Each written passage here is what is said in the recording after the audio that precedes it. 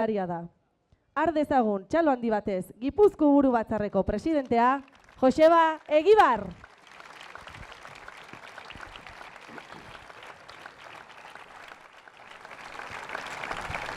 Ni Joakinek esan dituen hitzekin edituko naiz. Joanin behar deula eta beak esan du haize berriak. Hemen, haize berriak izango dute gara. Ez dakipa, alderdi honek, zauzko jardun honetan, beti izan du aukera, bai amaitutako kurso politikoa hasi berria den, o hasiko den kurso politiko berriaren aurrean, atariko horretan halako gogoetak plazaratzea, zuen guztioi helaraztea. Eta alderdi honek eduki baldin badu doaietan bat oso nabarmena da egoera politikoaren irakurketa egiten jakin izan duela. Eta udara honetan, egia da, udara aurretik ere baziela gertaerak, baina ni ez nikoa beste alderdi politikoekin sartzea, naiz eta adibide batzuk jarriko ditudan, ez? Baina herri honetan mundu guztiak ulertu du ze gertatzen ari dan Venezuelan, ez? Baina gure herriko ordezkari batzuk da tartean EH Bilduko nukleoa den sorturen idazkari nagusiak txalotu egin du, zoriondu egin du Maduro. Eta esan du duintasunaren garaipena izan dela. Da danak gelitu gera txundituta.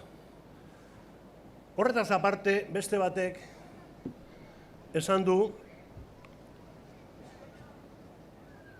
Kataluniako gertaerak tarteko izan den gertaeraik importantena dela hilaren nagusitasunA eta gobernu berria osatu izana. Abertzaletasunaren inguruko gogoetarik egin gabe, nunbait republikanismoaren eskutik datorren aro berri baten atariko hori aipatu nahi izan du. Beste batzuk Putinek kondekoratuko duen euskaldun bat goraipatu dute. Inor ba aldaki zertan zebilen persona hau eta zergatik kondekoratu nahi duten. Baina horiek gertaera dira eta posizionamentu politikoak eskatzen dituzte.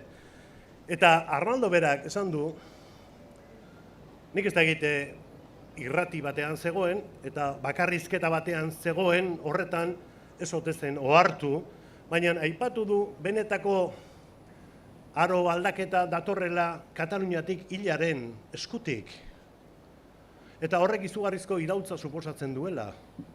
Eta nazioaniztasunaren, plurinazionalitatearen konzeptua mai gainean dagoela, eta etorkizunari begira, hortikan etor daitezkela irtenbideak.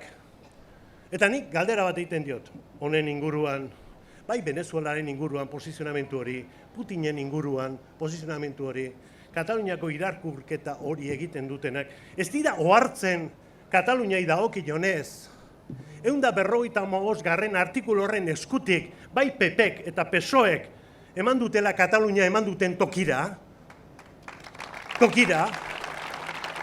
eta Puigdemont momentu honetan bere burua defendatzeaz gain, herri bat defendatzen nahi dela,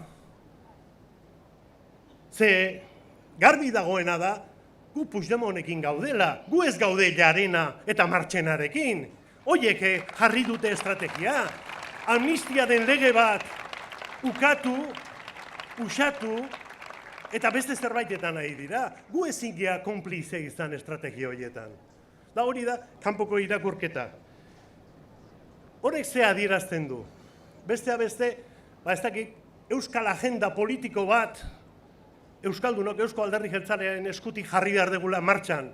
Euskal agenda politikoa, gure lehentasunak, bai herriari begira, zatik ezin dugu erabili aitzekitzat Espainiak ez dula funtzionatzen guk gure lanak, etxeko lanak ez egiteko, herriari begira, eta bai kanpoari begira, Espainiari begira, agenda politikoa. Alderdi honek, hau konzeptu zarra da gure alderdian, baina erakundez aparte, da erakundeak ditugu gure euskarri nagusiena, Baina erakundeaz aparte, herri asko dago, haratago herri asko dago. Eta alderdia izan da beti herri honen legamia. Legamia da lebadura. Eta alderdia izan da beti legamia, hortik suspertu izan da, eta instituzioak izaten dira, erakundeak dira, lekuko hartzen dutenak, proiektu hori aurrera emateko, proiektu hori garatzeko, eta konzeptu hori barneratu egin behar dugu, berriro ere, herri honen legamia izatea, zatik gu izan gara, eta etorkizunean ere, izaten jarraitu behar dugu. Garbi dagoena da, zuzendu beharreko guztiak zuzendu beharko ditugula.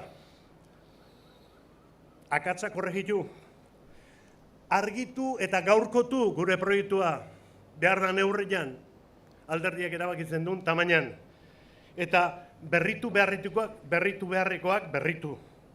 Ba horretarako, galdera da zegin behar dugu. Batzar bat, martxan daukagu, eta nik uste dut, gure proiektu politikoa indartu behar dugula. Da gure proiektu politikoaren zutabein nagusiena bakarra da. Eta da, diskurso eta praktika abertzalearen eskutik egin behar dugula gure jardun politikoa. Diskurso eta praktika abertzalea. Ze esan nahi du horrek? Herri honek eta alderdi honek bere aberria irudikatu du, presentatu du, defenditu du, aberria bai, herria bai, baino herritar guztiak ez bairik gabe defenditzea, bere eskubide sozial, ekonomiko, politiko, kultural eta hizkuntza eskubidekin. Aberria bai, baina giza eskubide guztiak ere errespetatuz. Hori da gure altxorra. Hori da gure altxorra eta benetan boto komunitario esaten dan horretan, o konzepzio komunitario hori esaten dan horretan, individualismoaren aurrean, guk gauzatu eta indartu behar deguna. Hori izan da, zein dira gure zutabeak, ni ez nahi luzatuko, zatik aberri batzarrean izango ditugu aukerak eztabaidatzeko eta finkatzeko gure posizioak. Baina garbi dagoena da, Euskal Nazioaren eraikuntza dela gure zutaberik nagusiena. Euskal Nazioaren eraikuntza. Gu ez gara jaio beste nazio baten eraikuntza jorratzeko. Euskal Nazioaren eraikuntza baizik.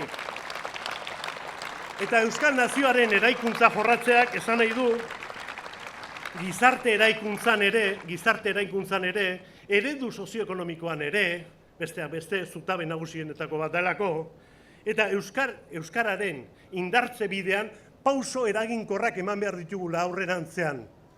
Zatik erakundea dira, alderdiak jokatu behar du beste papel hori. Herriko legamia izan gaitezen, ze hori.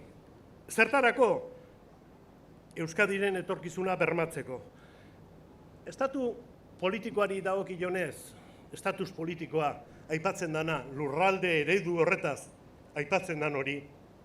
Garbi dago, arazoa, ez da Arnaldok esaten duen bezala, bueno, badirudi hilak aipatzen duela nazioanistasuna, eta ondo dago. Eta Republika garaian ere aipatzen zuten, da beste batzuk azaldu dira, guain, irakurri baldin badezu, abuztuaren erdikaldea, ez edozein, Ez edozein, Rafa Diez alde batetik, eta aipatzeak igual propaganda ingo die, baina, eta bestea, Eugenio Etxebeste, Antxon, etaren ordezkari izenak, esatezun bezala, soluzio bidea, etor daiteke, ezker espainolistak, ezker independentistakin bat eginda, soluzio bat asmatu, eta erregimena aldatu, eta hortikan etor daitekela, herri honen nolabaiteko irtenbidea, arazo politikoari interbidea. Orduan, esaten duzu, hauek zer dute amankomunean, deituraz behintzat, esaten dute ezker espainolista eta ezker independentista. Garbi dago, espainolista eta independentista ez datuztela bat. Zer dute amankomunean? Ezkerra izatea. Eta posture hutsa da, zertarako Eusko Alderdi Jeltzalea sokoratzeko. Da nunbait hortikan ikusten dute, irtenbidea. eta saioaldi bat egingo dute horren inguruan. Baina garbi dagoena da, estadu ereduaren inguruko eztabaidari irtenbide bat emateko, Euskal Nazioaren izaera politikoa, Kataluniako nazioaren izaera politikoa onartu beharra dagoela. Hortik hori dala abia puntua. Eta gure erabakiguneak, nazioen erabakiguneak errespetatu egin behar direla. Kontua ez da nola enkajatu Euskadi o Katalunia Espainian. Kontua ez da hori. Guk nahi deguna da harreman politiko berri bat. Da abia puntuan bakoitza libreki erabaki beharko du zer nahi duen adostasuna lortu beharko duzu. Baina garbi dagoena da ez dela Espainian akordio bat lortzea, baizik Espainiarekin akordio bat lortzea eta bizikidetza bat antolatzea. Hori da gure abia puntua. Ez dakit beste alderdi politiko batzuk zesango duten. Da hortarako, garbi dagoena da, ezin degula politika zaritu, gure gizartea alde batea utzita. Jakinda, gizarte bizi bat daukagula. Erantzunak eskatzen dituena, arazoak daudenean, eta etorkizunari buruz galdeketa egiten dutenak ere. Orduan, guk garbi daukaguna da, gure ongizate maila mantentzeko, ekonomi indartsu bat behar dugula. Da hau ez du mundu guztiak onartzen. Da politikan bakarren batzuk ez dute onartzen. Ekonomi indartsu bat behar dugu. Lurralde lehiakortasunari eutsi nahi baldin badiogu, kalterik ez egiteko eta garapen ekonomikoa bultzatzeko, garbi eduki behar dugu, egonkortasuna eman behar diogula politika publikoei. Da badakizu zertaz ari naizen, politika publikoei. Da hemen sortzen da, eztabaida eskubideak eta erantzunkizunak, bete beharrak. Baina politika publikoen inguruan pakto bat behar dugu. Zer egin eta nola egin etorkizunari begira. Da nik uste lehendakariak lehen pausoak bide hortatik eman ditugula. Gu legamia izango gara, baina Jaurlaritzak bidea marraztu du. Politika publikoak oso sagratuak dira herri honetan. Da esan behar dela nola egin eta zer egin. Eta nola eta zer egite horretan, garbi dago baita ere, gure proiektu politikoak eta ekonomikoak edo industrialak uztartze bat behar dutela herri honetan. Eta etorkizuna izango duten proiektu industrialak eta politikoak ere ekonomikoak bultzatu behar ditugula. Erakundez haratago gizarte asko dagoelako. Gizarte bizi bat daukagu eta gu gizarte horretan sinisten dugu. Da hori da, etorkizunari begira, gure gizarte eredua lantzeko bidea.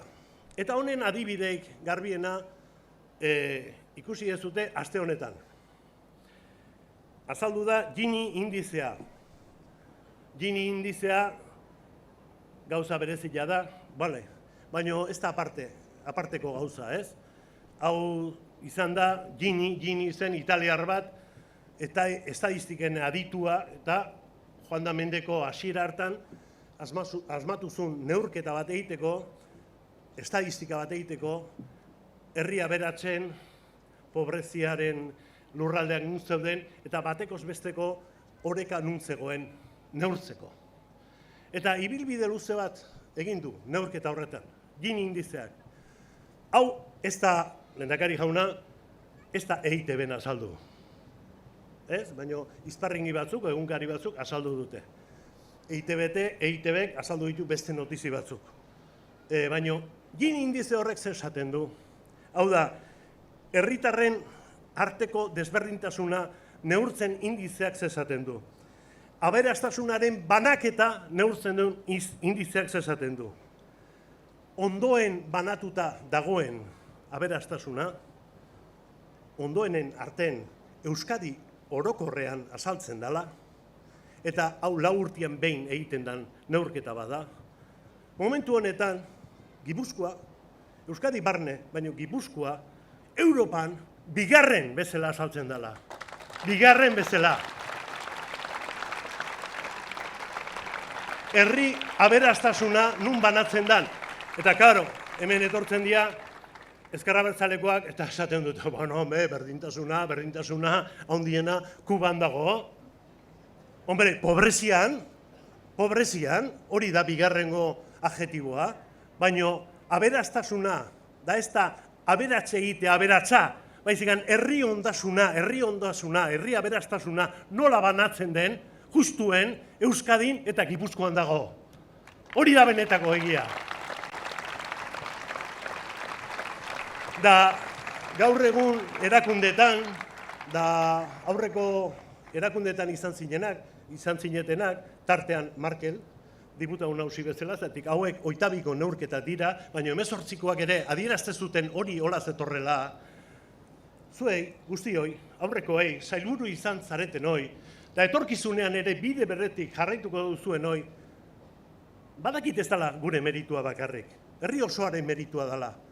Baina herri honek motor bat eduki baldin badu, herri honek legami bat eduki baldin badu, Eusko Alderdi Jeltzalea izan da. Da hor ondorioa.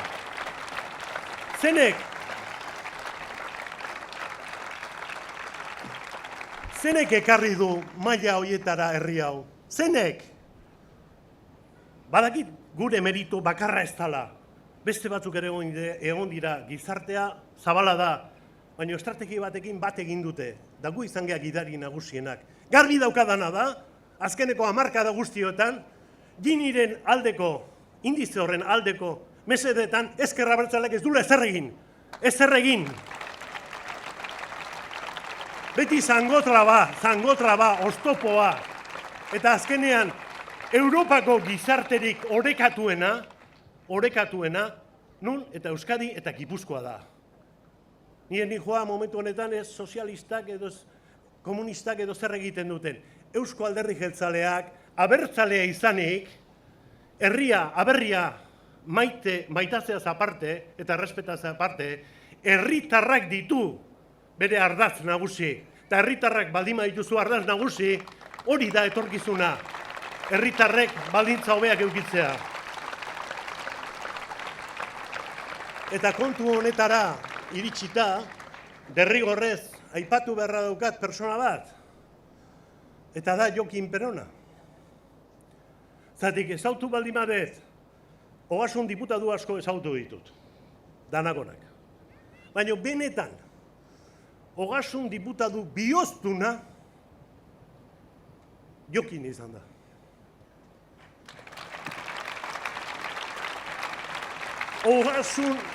Ogasu burua eta bihoztuna. Zatik, neurri bakoitzari ateatzen zion bere interpretazioa, honek gizartean zer eragin edukiko du, etorkizunari begira zer buru dauzkagu, ezin ditugu bat-batean erabakiak hartu, etorkizunak markatzen du, adi ze erabaki hartzen ditugun politika publikoetan adibidez. Beraz, Jokin, nunbaitetikan entzuten o ikusten igual egongo aiz, arrezak, gure eskerrik handiena eta agurrik beroena.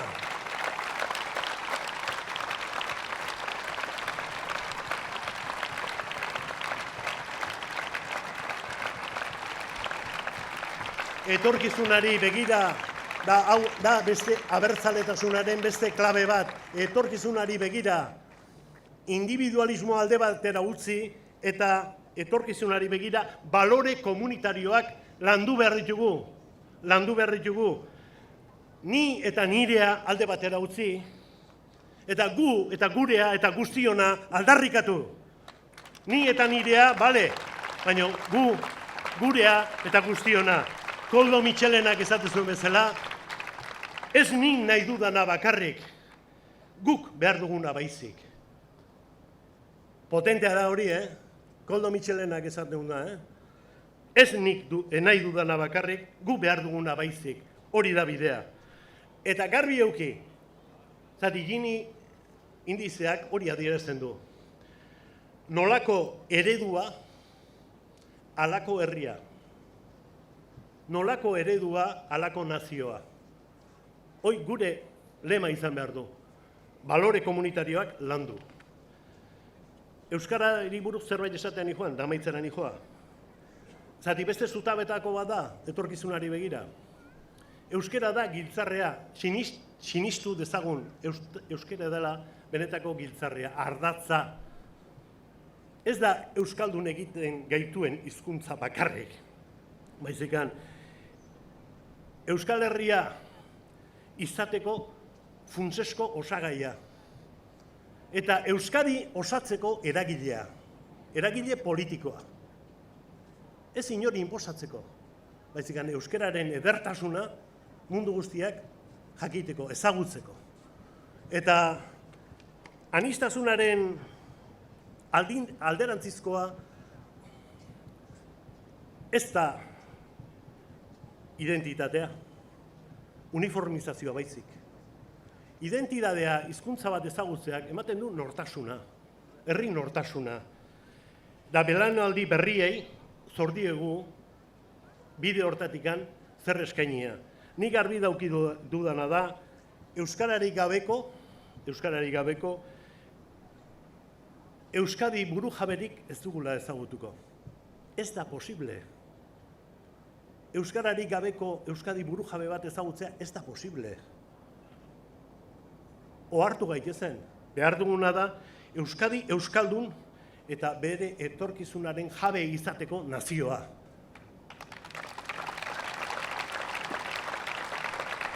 Honera iritsita, akordioen puntutan sartzea. Akordioak izaten dira komenigarriak, beharrezkoak eta ezinbestekoak. Guk ideario badaukau, gure proiektu politikoa landu nahi dugu, baina garbi dago gaitasun bat ere badaukagula akordioetara iristeko. Baina akordio horiek izan behar dute helburu batzuk lortzeko. Eta lehen aipatu dudan bezala, Espainiarekiko baldin badaukagu halako aurre baldintza bat, zatik gure politika nahiko baldintzatuta dago bertako politikarengatik, garbi dagoena da guk gure ibilbide horretan akordioa behar ditugula, batzuk izango iala komenigarriak, beste batzuk beharrezkoak eta ezinbestekoak. Baina goazen harira, estatus politiko berri horren inguruan. Garbi dago, alderdi sozialistak ez duela piezarik mugituko. Arratsaldeon, hemen bukatzen dira osasun eta zaintza zerbitzuak. Bueno, danak zainduta zaudete. Mila esker. Buenas tardes. En estos momentos, Bueno, inglés es... los servicios de vigilancia y asistencia sanitaria del día de hoy. Esperamos que hayan pasado un buen día. Muchas gracias. Good evening. Lexicon Healthcare Services, and now we hope you have a good day. Thank you very much. Bonsoir. Les services de surveillance et d'assistance sanitaire viennent de terminer. Nous espérons que vous avez passé une agréable journée. Merci beaucoup. Garbi dagoena da guk ikuspegi bat eduki degula, 77 onuntza, ikuspegia. Ikuspegia da bizion. Ezker Abertzaleak guainekan daude en la mirada. Mirada. Ikuspegia. Ez bizion. Eta badakigu gure estatus politiko berri hori, jauzi kualitatibo bat emango baldin badegu, momentu honetan agintean dagoen alderdi sozialistari planteamentu bat egin beharko dugula eta presionatu egin beharko dugula. Zatikan, guretzako izan daiteke, garbi dago, beharrezkoa, estatus aldaketa bat, baina behaiek ikuste baldin badute, hori herriak ez dula amesten, errebindikatzen, eta estatutua bete gabe mantendu dutela 55 urtetan, da ez dela ezer pasatzen, se acabó, pentsatzen dute. Da garai batean, estatutuaren hastapen haietan, goatzen baldin bazate, bertan izan zinetenak, bai Bilbon, eta bai Donostian, instituzioen alde, da estatutuaren alde, eta loaparen kontra, egin ginen, izugarrizko manifestazioak. Bai, ni ez nator momentu honetan manifestazio batera deitzea, estatutuaren garapena reibindikatzeko. Baina garbi dagoena da, presioa sentitzen ez baldin badute, ez dira mugituko.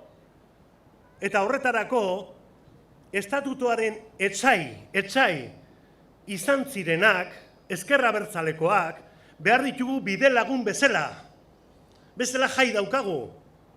Zuk ez daukazu masa kritikorik, ezker abertzalea ez baldin badago tartean, gutxieneko batetan behintzat adostasunean, alderdi sozialista mugiarazteko.